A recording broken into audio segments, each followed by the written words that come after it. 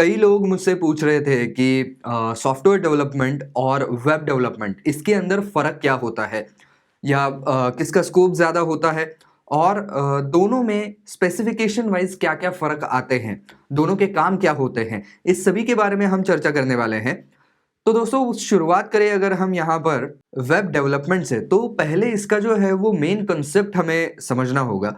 तो web development में क्या है कि एक वेब बेस्ड सॉफ्टवेयर ही बनाते हैं आप, लेकिन एक ऐसा सॉफ्टवेयर है जो कि एक किसी होस्टिंग प्लेटफॉर्म के ऊपर होस्ट किया जाता है, उस प्लेटफॉर्म के ऊपर उस सर्विस को रन किया जाता है।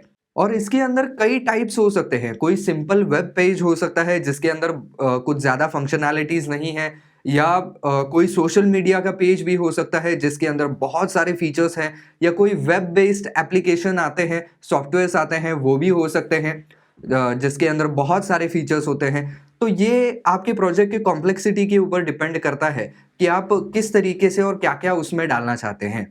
तो दोस्तों वेब के अंदर क्या है, वेब डेवलपमेंट के अंदर, उसके अंदर आपको आपका सॉफ्टवेयर इस तरीके से डेवलप करना पड़ता है या इस तरीके से कोड करना पड़ता है कि वो क्रॉस प्लेटफॉर्म चल सके।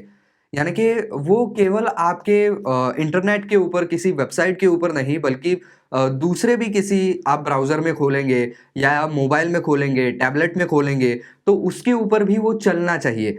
फॉर एग्ज़ाम्पल आपका यूट्यूब आप अगर उसका डेस्कटॉप वर्ज़न खोलेंगे तो वो भी चलेगा डेस्कटॉप के ऊपर, आप अगर उसको लैपटॉप पे खोलेंगे तो लैपटॉप पे भी चलेगा, अगर आप उसका मोबाइल वर्ज़न लेते हैं तो मोबाइल के ऊपर भी चलेगा। तो वेब डेवलपमेंट के अंदर क्या है कि आपको थोड़ी-सी कॉम्प्लेक्सिटी ज़्यादा होती है, थोड़ा-सा कोडिंग का काम भी ज़्यादा होता है, क्योंकि आपको वो क्रॉस प्लेटफ़ॉर्म चलाना है। केवल इंटरनेट के ऊपर यानी कि वर्ल्ड वाइड वेब के ऊपर किसी डोमेन के ऊपर नहीं चलाना है, अक्रॉस ऑल प्लेटफ़ॉर्म्स चलाना है। सॉफ्टवेयर की अगर मैं बात करूँ तो सॉफ्टवेयर एक स्पेसिफिक प्लेटफ़ॉर्म के लिए बनाया जाता है और एक स्पेसिफिक सेट लैंग्वेज के अंदर बनाया जाता है। अब उसके अंदर लैंग्वेजेस कई सारी हो सकती है, कोडिंग लैंग्वेजेस, और इसके थ्रू जो है वो आप डेस्कटॉप के एप्लीकेशन बनाते हैं या विंडोज़ की ओएस जो है वो भी एक सॉफ्टवेयर का ही हिस्सा है, ये सॉफ्टवेयर डेवलपमेंट में ही आता है। या एमएस वर्ड हो गया या विनजिप हो गया, ये सारे सॉफ्टवेयर्स स्टैंड अलोन सॉफ्टवेयर्स होते हैं और ये सॉफ्टवेयर डेवलपमेंट में आते हैं। क्यों आते हैं?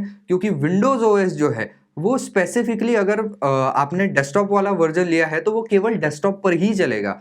अगर विंडोज़ ओएस आपने वो लैपटॉप वाला लिया है या किसी और इसके ऊपर चलने वाला लिया है तो वो उसी के लिए चलेगा।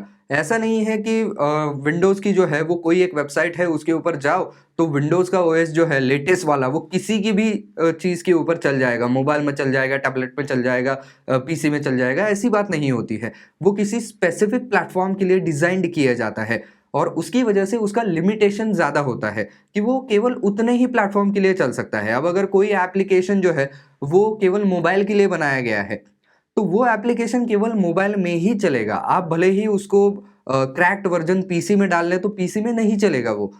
तो इस तरीके से जो है वो ये अलग-अलग हो जाते हैं। वेब के अंदर आपका जो स्पेक्ट्रम है वो काफ़ी लंबा-चौड़ा हो जाता है, काफ़ी बड़ा हो जाता है, क्योंकि बहुत सारे ऑडियंस को बहुत सारे प्लेटफ़ॉर्म्स के ऊपर आपको उसे चला करके दिखाना है, विदाउट बग चला करके दिखाना है।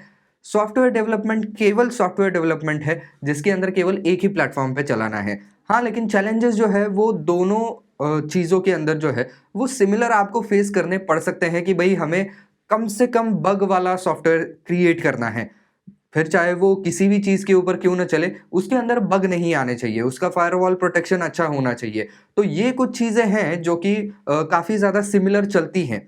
और कई बार ऐसा होता है कि कोडिंग लैंग्वेजेस जो हैं, वो भी सिमिलर इस्तेमाल की जाती है। फ़र्क सिर्फ़ उसके स्पेक्ट्रम का है कि कितना उसका जो है वो फैलाव हो सकता है। तो बस आज के वीडियो में बस इतना ही। आई होप ये वीडियो आपको पसंद आया होगा, काम का लगा होगा। तो अगर वीडियो पसंद आया है तो लाइक ज़रूर कर दीजिए, ज़्यादा से ज़्यादा शेयर कर दीजिए। कुछ सवाल हैं आपके तो नीचे कमेंट सेक्शन में ज़रूर पूछ सकते हैं।